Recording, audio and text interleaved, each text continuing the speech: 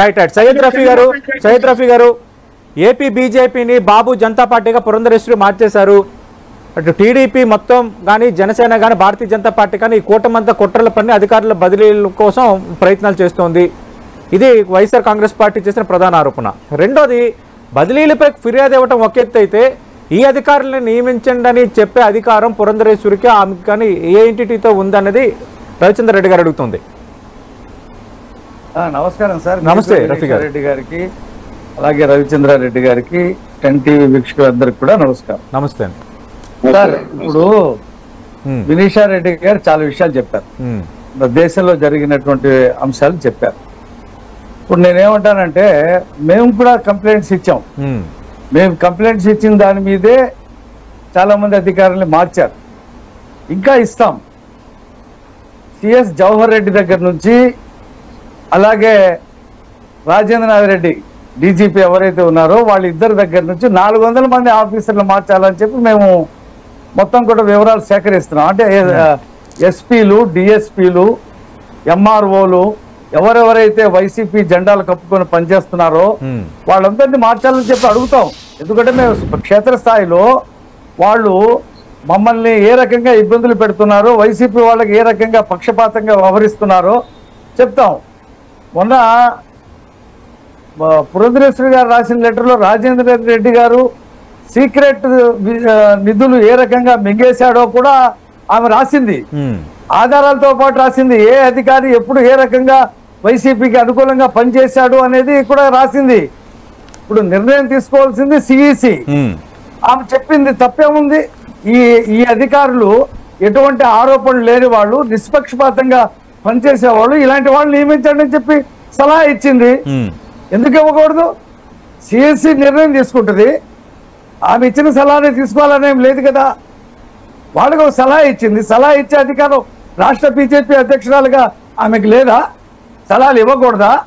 ఫలానా ఆఫీసర్ చాలా మంచివాడు, నిష్పక్షపాతంగా ఉంటాడు, అతన్ని నియమించండి అన్న వాళ్ళు పరిశీలన చేసుకుంటారు.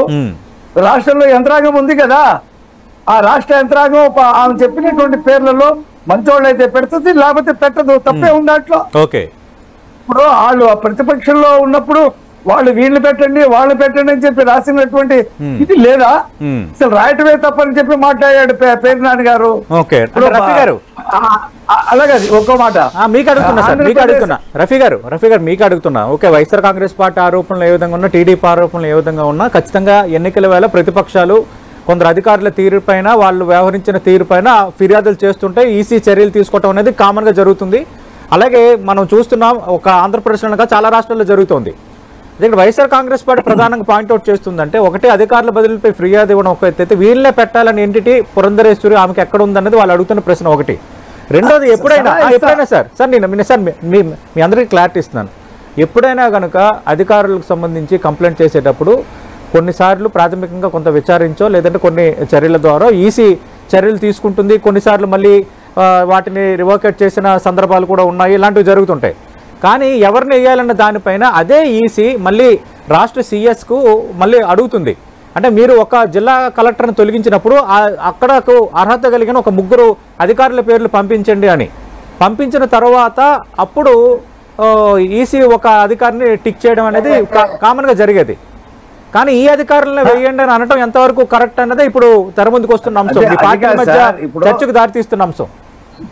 ఇప్పుడు మేము ఎన్నికల క్షేత్రంలో ఉన్నాము. అవును, మొత్తం ఈ వ్యవస్థ అంతా కూడా వైసీపీ ఆఫీసర్ల వ్యవస్థ కింద మార్చేశాడు జగన్మోహన్ రెడ్డి. ఇప్పుడు జవహర్ రెడ్డి ఉన్నాడు, అతను కూడా వైసీపీ కోసమే పనిచేస్తున్నాడు. పెన్షన్ల విషయంలో ఎంత ఫెయిల్యూర్ అయ్యాడో చూసాం కదా. అలాగే రాజేంద్ర రెడ్డి ఉన్నాడు, 15వ వాడు అతను సీనియారిటీలో, అతన్ని తీసుకొచ్చి ఇన్ఛార్జ్ డీజీపీగా పెట్టుకొని పనిచేస్తా ఉన్నాడు. వాళ్ళందరూ కూడా కింద ఫిర్యాదు చేయకూడదని ఎవరు అనటం లేదు. నేనైనా మీరైనా ఎవరైనా ఈసీ ఫిర్యాదు చేయొచ్చు, వీళ్ళని నియమించండి అనే అర్హత చెప్తున్నాను సార్. దానికే వస్తున్నా. మేము కొన్ని పేర్లు ఇస్తున్నాం, మేము పరిశీలించండి అన్నాం. ఓకే, మేము ఇవ్వడంతోనే పెట్టేస్తారా? ఓకే, మీకు ఒక సలహా ఇచ్చాం, వీళ్ళు రవిచంద్రారెడ్డి గారు రఫీ గారు మీ పాయింట్ రైట్ చేస్తున్నాను. రఫీ గారు మీ పాయింట్ మంచి పాయింట్ రైట్ చేస్తారు. రఫీ గారు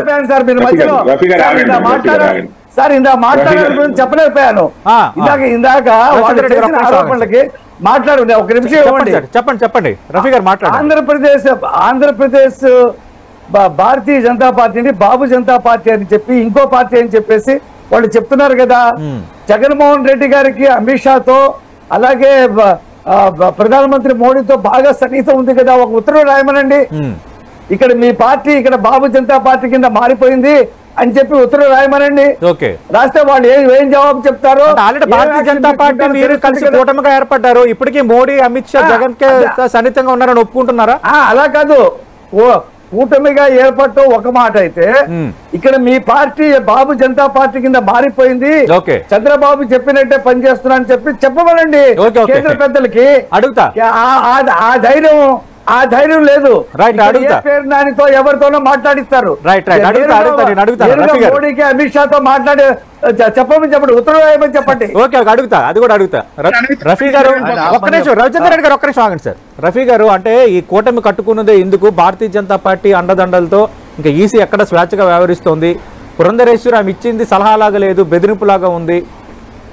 ఇది రవిచంద్ర రెడ్డి గారి కామెంట్. గురించి మాట్లాడుతూనే ఉన్నారు కదా. రఫీ గారు మాట్లాడండి. డిబేట్ కదా ఇది, 1-to-1 కాదు కదా. మాట్లాడండి, మాట్లాడినివ్వండి. ఇప్పుడు రాష్ట్రంలో ఆయన కే బ్యాచ్ అన్నాడు, ఇవాళ రాష్ట్రంలో 6 బ్యాచ్ ఉంది. 6 బ్యాచ్ చేస్తుంది ఇవన్నీ కూడా అరాచకాలు. ఈ 6 బ్యాచ్ వ్యవహారాలన్నీ కూడా ఈసీకి చెప్పాం. ఇవాళ నిష్పక్షపాతంగా పనిచేసే ఆఫీసర్ల పేర్లు చెప్తే తప్పే ఉంది. ఈసీ తీసుకుంటుంది, తీసుకోకపోతే తీసుకోదు. తీసుకుంటుంది, తీసుకోకపోతే తీసుకోదు.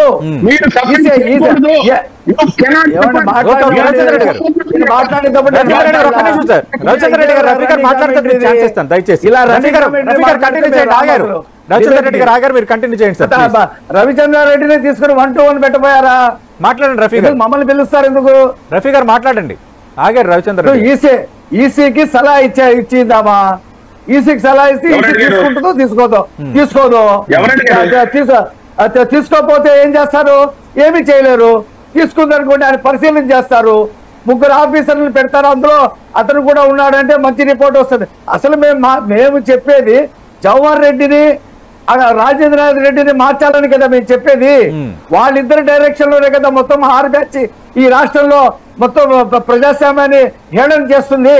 వాళ్ళు ఇవాళ 6 చనిపోతే 31 మంది అని చెప్పి జగన్మోహన్ రెడ్డి అబద్ధాలు చెప్తా ఉన్నాడు. ఇవాళ పెన్షన్లు ఇవ్వడంలో టోటల్ గా విఫలం అయ్యాడు. కొన్ని లక్షల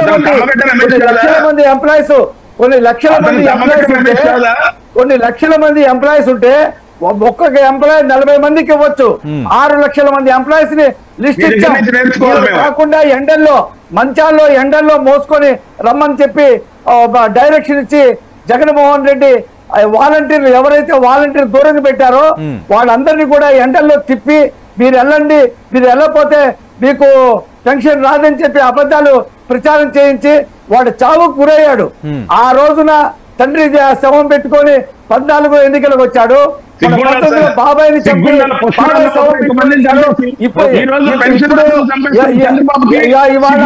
వృద్ధులు సవాలు పెట్టి రాజకీయం చేయాలని చెప్పేసి అనుకుంటా ఉన్నాడు.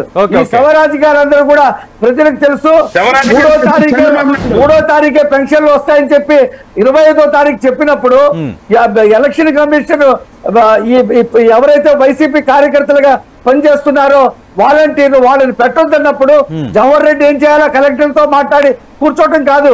నిత్యాన్యాయంగా ఉన్నటువంటి పంచాయతీరాజ్, రెవెన్యూ, అనేక డిపార్ట్మెంట్ 6 లక్షల మంది ఎంప్లాయీస్ ఉన్నారు. 6 లక్షల మంది ఎంప్లాయీస్ తో ఇంటింటికి పెన్షన్లు పంపించవచ్చు. పంపించకుండా నేను కూర్చున్నాడు. జగన్మోహన్ రెడ్డికి ఉపయోగపడ్డాడు. తక్షణం జవహర్ రెడ్డిని సస్పెండ్ చేయకపోతే దీంట్లో ఈ చావు కారణం జవహర్ రెడ్డి. ఎవరైతే జవహర్ రెడ్డి ఉన్నాడో అతన్ని సస్పెండ్ చేయకపోతే